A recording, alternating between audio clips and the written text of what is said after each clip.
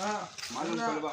Ya, kwana biyu. Ka yi wuyar gani. Wallahi Allah. Wannan me nake gani a jikinka? Rigar sojoji ce ka ganta. Wallahi sabuwa na siya, ka san sun karɓa wacce. To me yasa kai yanzu kuma da ba soja ba? Kuma ni To wallahi sun zo zagaye bayan nan layin. Ka ga ba fatsoren su nake ji ba, ka gani, ka ga wallahi wannan kwalaban alƙur'an. Ni shawara nake baka a matsayinka na abokina.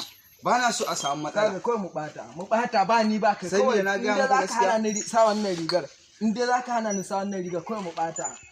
Kaga kawai mu bata. Kayan sojoji ne fa. Mun bata kaga kai ka sake yin magana kawai ka rabu da ni. Kai matsala ta da kai in ba mugun matso da ci ne ba Allah tsina ka duba diri na kai. Da ma ka gani na ma dai na yawo da wannan babbar rigar ta wannan. Wallahi Allah. Ai wallahi ba wani wannan da za. Kai yana fa cire ta. Wani za ka yi wannan wasan kenan, ni za ka nuna wa kenan wani wasa, ai na ce ba ka san wani.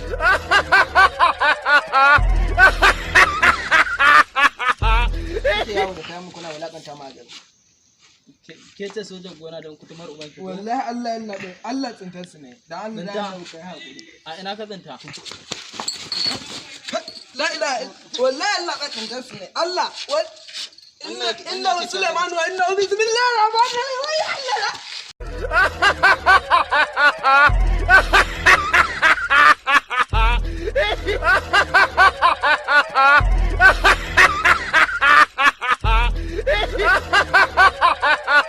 Don kutumar ubanka bari yanzu zamu tafi da kai ga kuce. Wallahi Allah bai Allah ka daddana wancan ruwan da ka kai shekara baka gaskiya. Wallahi Allah